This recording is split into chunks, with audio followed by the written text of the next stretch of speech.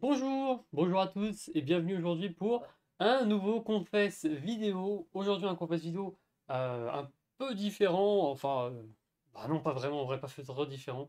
Nous allons parler tout simplement du jour 7-8 et surtout des événements qui sont passés durant ces 2 jours, puisque autant le Confess vidéo ne va pas changer, autant la formule qui a eu lieu durant ces 2 jours est un peu différente de ce qu'on peut avoir normalement en tour durant la GC, puisque habituellement en GC, on a toujours une épreuve de confort suivie d'une épreuve d'immunité, puis d'un conseil. Là, durant ce tour, c'était totalement différent, puisqu'on n'a eu qu'une seule épreuve, suivie immédiatement d'un double conseil.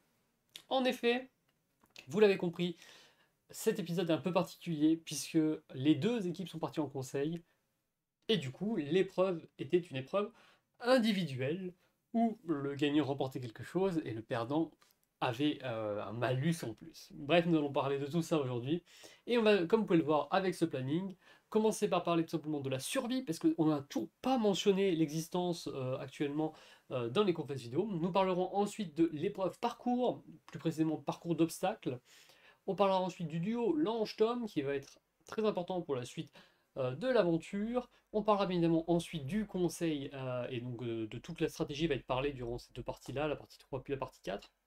Et on finira bien évidemment avec une trust list à la fin du coup de ce tour. Je suis Lange, je suis très content de vous retrouver et on va commencer immédiatement avec la première partie, la survie.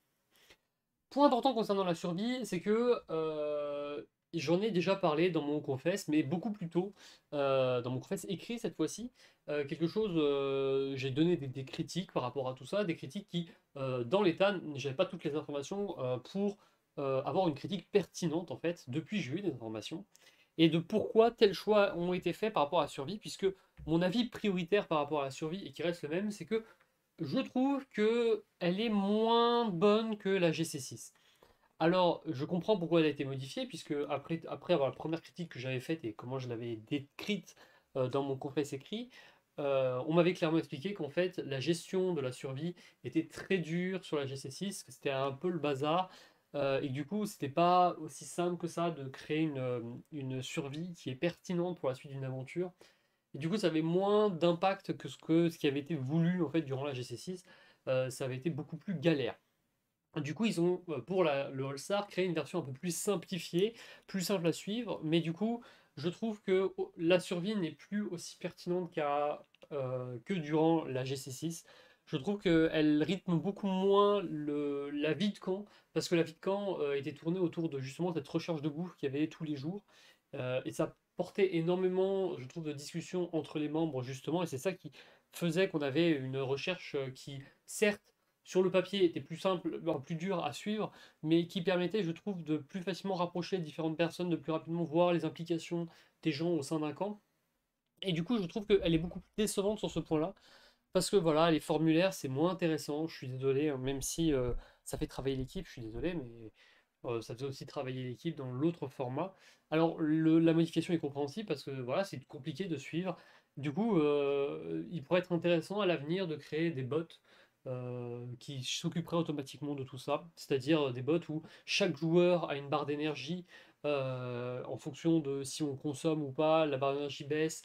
Il y aurait vraiment un travail autour de une automatisation de la chose qui pourrait permettre de rendre la survie pour le coup beaucoup plus intéressante.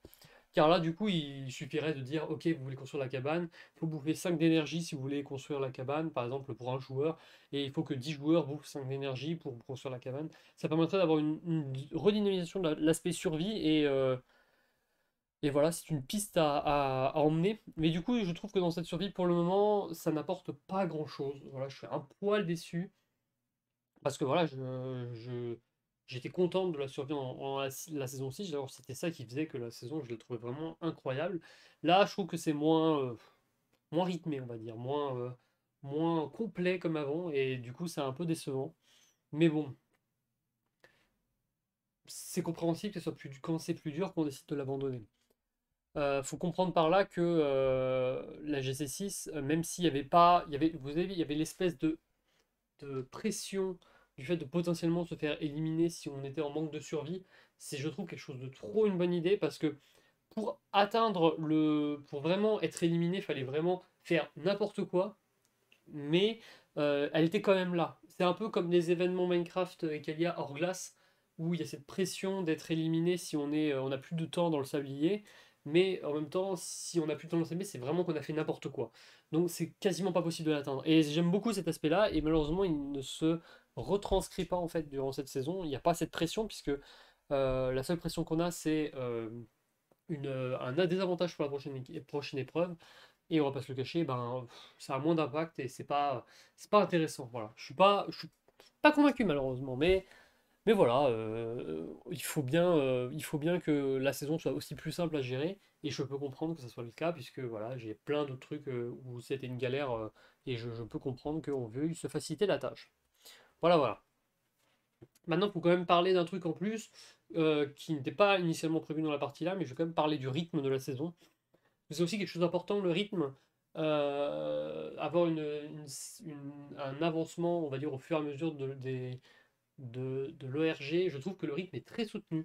Je trouve que il est très soutenu. Alors, je sais pas si parce que on a des épreuves où on s'enchaîne beaucoup plus vite, ou si c'est juste que je sais pas, j'ai pas souvenir que la GC6 c'était aussi rapide, mais là c'est peut-être la mémoire qui me joue des tours, mais ou peut-être c'est parce que comme je ressors du Chronia et que Chronia le rythme était beaucoup plus lent, du coup tout me paraît plus rapide.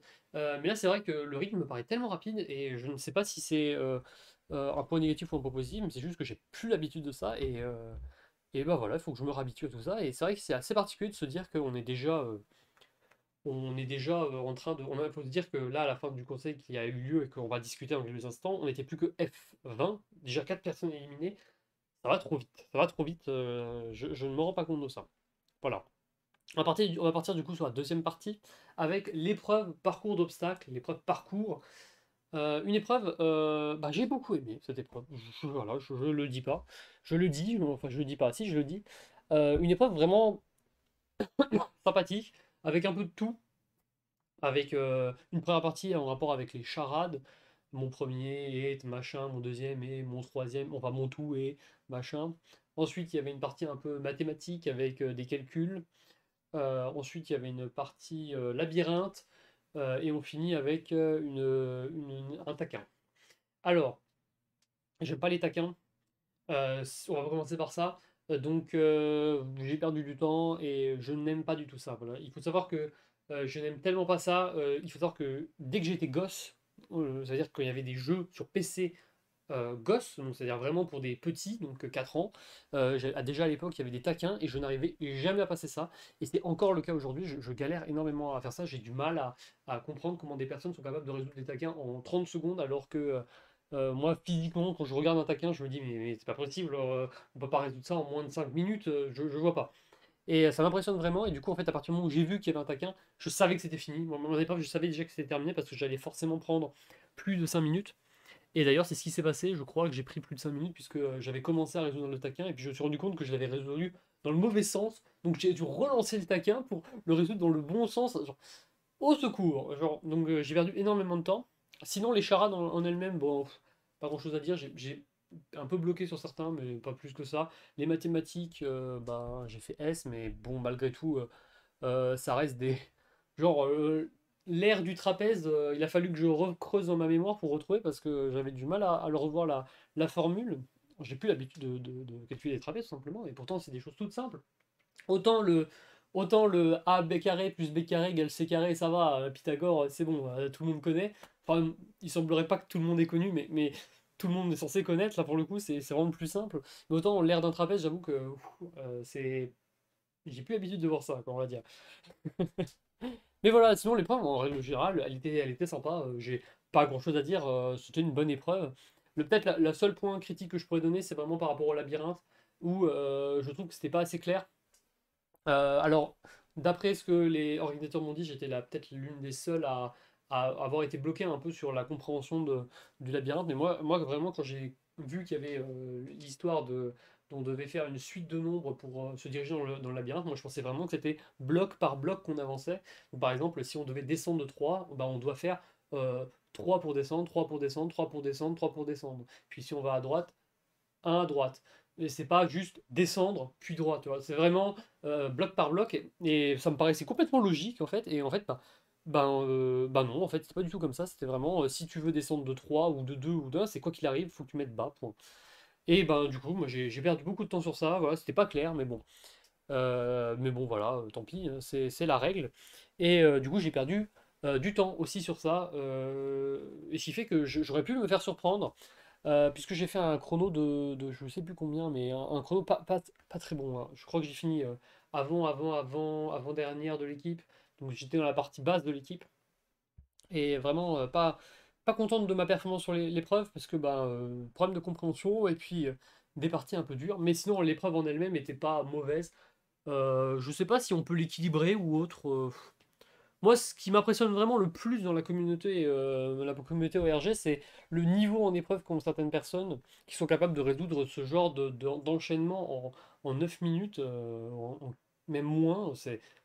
C'est vraiment, moi ça m'impressionne vraiment, et c'est quand je vois ça, je me dis que j'ai aucune chance d'aller loin ou de gagner des épreuves, parce que le niveau est trop élevé, quelles que soient les épreuves, c'est trop incroyable. Et d'autant plus en All-Star où on a plein de personnes qui sont habituées un peu à rencontrer ce genre d'épreuves, et donc qui sont plus habituées à se lancer dans cette grande aventure qui est la résolution d'énigmes finalement.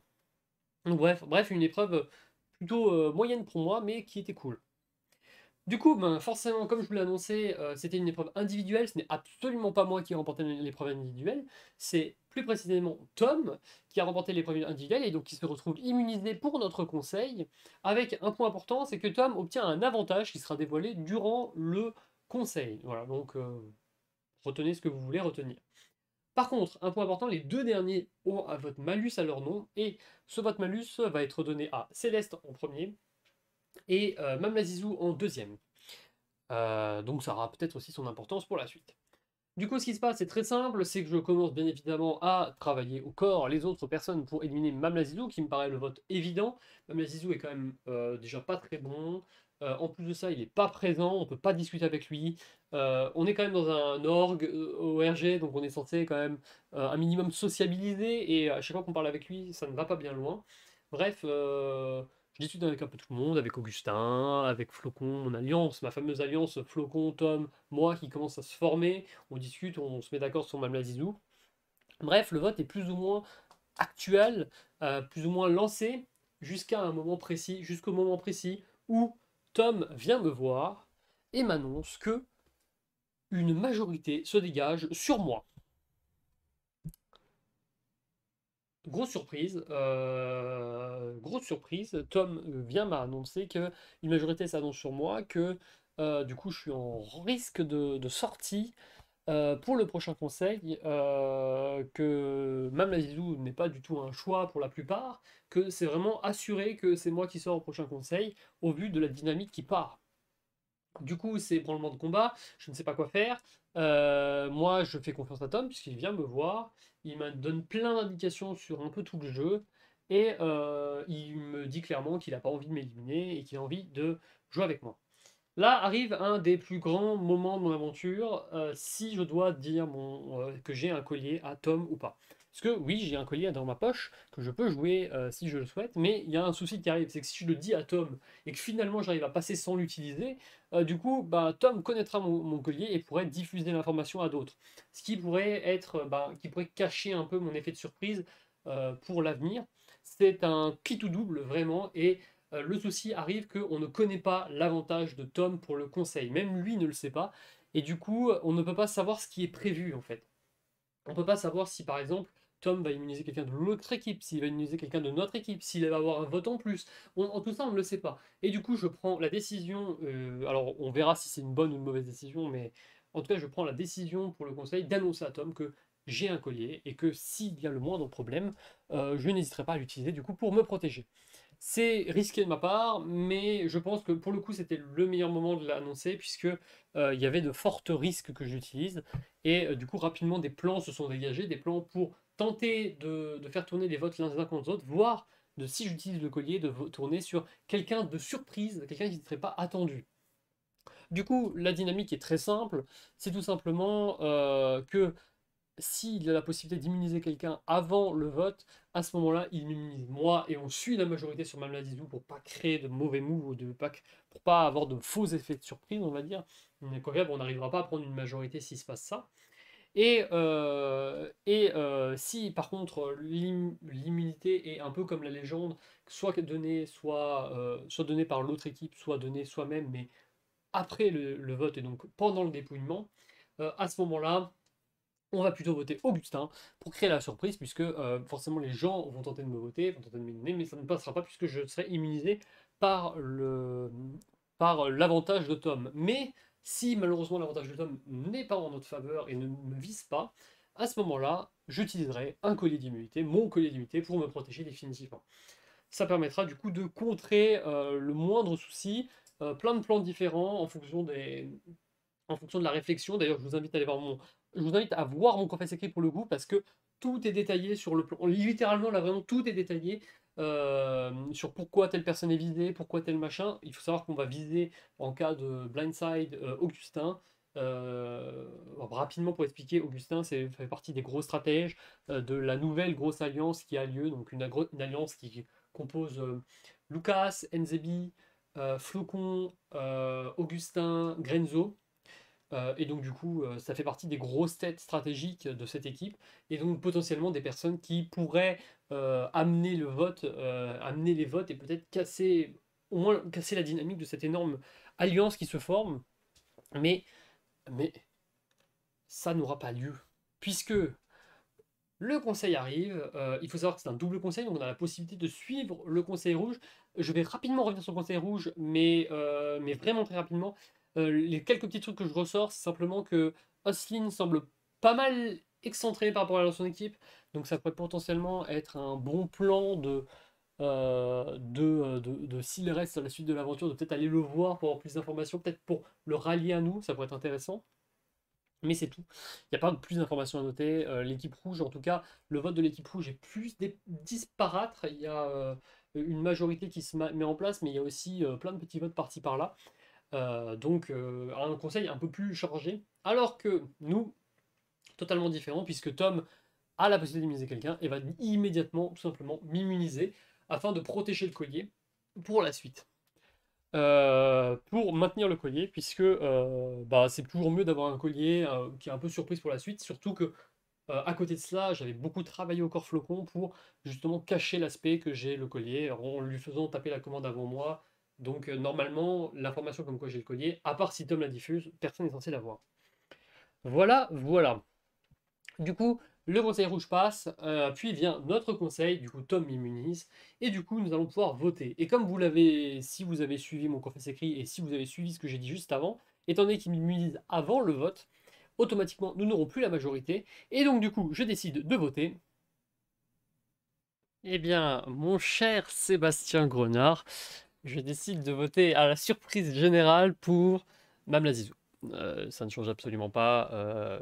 Voilà, le bonheur d'avoir été immunisé me permet de m'assurer, et pour ne pas attirer des soupçons sur une quelconque vote étrange ou autre, je préfère, comme je l'avais annoncé dans mon confesse, voter Mme Zizou, puisque dans tous les cas, on n'arrivera pas à créer de move, puisque tout le reste de l'équipe va certainement turn sur d'autres personnes, et donc on ne peut rien créer de plus. Voilà, voilà.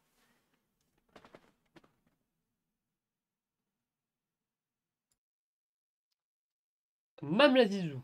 Mamla Zizou, du coup, euh, voilà, comme vous avez eu ma raison de vote, mais dans tous les cas, ça faisait déjà une personne que je voulais viser. Quelqu'un qui n'est pas présent et qui était un vote un peu facile pour se cacher un peu derrière tout ça, pour pas dévoiler le fait qu'il y avait potentiellement un blindside qui aurait pu avoir lieu durant ce conseil, mais qui n'aura pas lieu, puisque dans tous les cas, nous n'aurions pas eu la majorité. Quelle que soit la tentative, c'est plus dur de faire un blindside quand on a autant de monde dans une équipe. Du coup, nous allons enfin parler des trust lists en cinquième partie. Et autant vous dire, les trust lists, ça a beaucoup changé. Quand je dis les trust lists, c'est parce que j'ai décidé de faire un truc un peu particulier. Je vais vous présenter la trust list avant cet épisode, c'est-à-dire la trust list qui est sortie littéralement, je crois, fin jour 6. Et puis nous parlerons de la trust list fin de ce tour, donc à la fin du jour 8.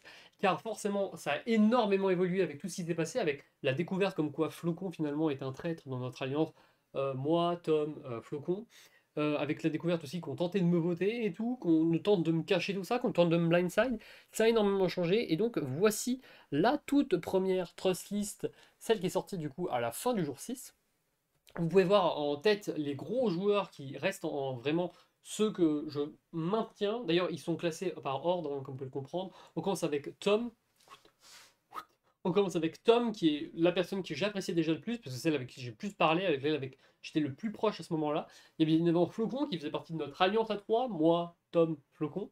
Il y avait Céleste, que pour le coup, j'appréciais beaucoup, parce qu'on avait aussi des très bonnes conversations, et vraiment, c'est une personne que j'adore. Ensuite vient en deuxième partie avec le petit plus, c'est-à-dire que je les aime bien, mais pas autant confiance que ceux qu'il y a au-dessus. On avait Grenzo, Julien et Augustin, qui sont des personnes avec qui j'ai aussi pas mal discuté. Pourquoi Grenzo est au top? Parce que Grenzo est beaucoup plus euh, dans l'aspect euh, dans l'aspect social de l'aventure que le reste. Sakae, une personne beaucoup plus stratégique aussi derrière, mais ça reste un très bon ami, une personne avec qui j'ai plus de facilité à discuter. Et Augustin, bon, barbecue, qui pour le coup aussi est quelqu'un de beaucoup plus, un peu moins social, on va dire, que tout ce qu'il y a au-dessus. Ensuite, il vient Lucas, qui, même si ça reste une personne que j'apprécie, me fait pas mal peur sur cette aventure parce que il est très troll, je vais pas dire cancer non plus, parce que ça, là pour le coup, ça serait vraiment abusé, mais il est plus instable, on va dire, que le reste de la trust list, et donc forcément, même si je l'aime bien, je suis obligé de le mettre en bas. Il suffit de voir les différentes déclarations qu'il a tout au long de l'aventure. Oui, Paco.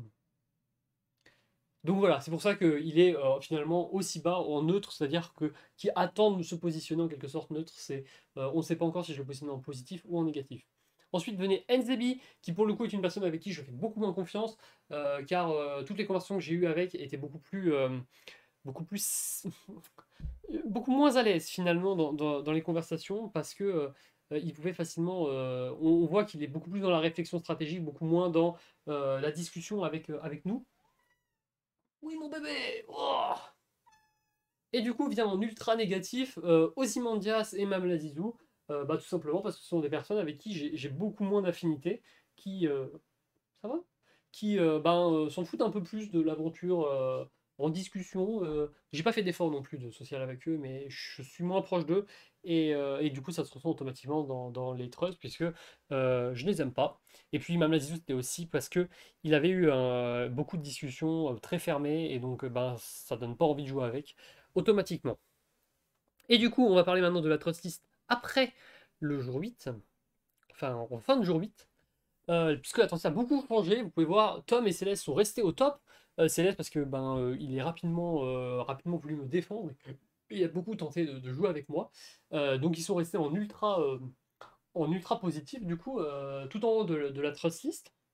Juste en dessous, il y a eu bien évidemment l'arrivée de Julien Sakae, qui pour le coup, s'il est aussi haut, mais pas aussi haut que ceux du dessus, s'il est vraiment juste en plus tout court, c'est simplement parce que on a quand même encore de l'altercation qu'on a eu lors du conseil encore précédent, qui reste dans les mémoires, et il pourrait parfaitement turn contre moi à tout moment.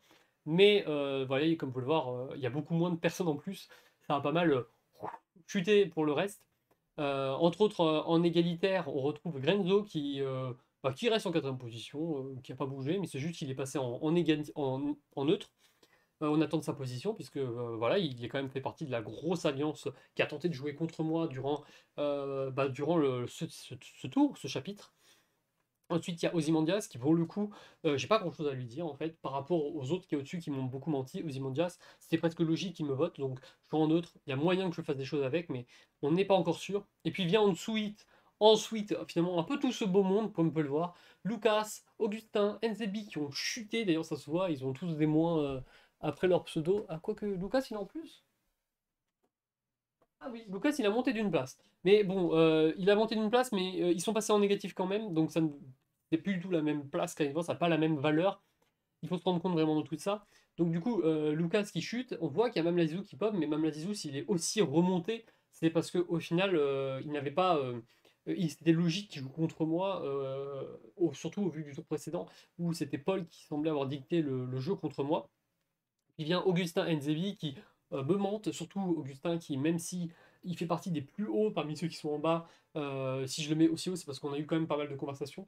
Nzebi a chute en 9ème place, principalement parce que je lui fais pas confiance, tout simplement. Et la personne qui a finalement fait la plus grosse chute sur tout ce monde, c'est Flocon, puisque Flocon, je m'attendais vraiment à que l'alliance à 3, moi, Flocon, Tom, on aille pas mal loin, et puis apprendre que finalement il joue contre moi, mais en même temps, il joue pas vraiment contre moi parce qu'il me donne des infos. On sent qu'il veut me dire, on sent qu'il veut me protéger, mais en même temps, il veut pas me protéger. Je fais pas confiance, voilà, tout simplement. À un moment ou à un autre, il faut que tu te positionnes. Soit tu décides de jouer avec moi et tu me donnes des informations, soit tu joues pas avec moi et tu me donnes pas d'informations. Mais là, moi, ce que j'ai pas du tout aimé sur ce tour, c'est qu'il est venu me voir en mode tu devrais peut-être jouer quelque chose, ou si Tom peut t'immuniser, ça serait bien. Oh là là, oh, je ne sais pas ce qui se passe, mais on sait jamais, ton nom est sorti. Arrête de vouloir d'être mon pote. Genre, tu voulais me voter, point final. Voilà, pas besoin de te justifier autrement. Bref, vous avez toute ma réflexion derrière les trust lists. Voilà, j'espère que vous aimez. Attends, c'est incroyable. J'ai un deck et tout pour faire apparaître tout ce que je veux. Là, ah bah, hop, je fais apparaître la trust list. Hop, je la fais disparaître. Je m'amuse. Je m'amuse. Bon, bref. Voilà, j'espère que vous avez aimé tout ça. En tout cas, ça annonce une grande aventure, la suite de l'aventure surtout. Euh, Mon nom est mis en danger, mais surtout au-delà de ça, le fait que Tom m'ait sauvé, ça indique aussi aux autres qu'on est plutôt proche, donc ça pourrait tourner en notre défaveur pour les prochains conseils. On découvrira ça, bien évidemment. Mais bon, Céleste reste un bon pote. Julien pourrait avancer avec nous. On verra ça pour les prochains tours. Bref, merci de nous suivre et à la prochaine pour de nouvelles aventures. C'était Joshi pour vous servir. Yes! On continue.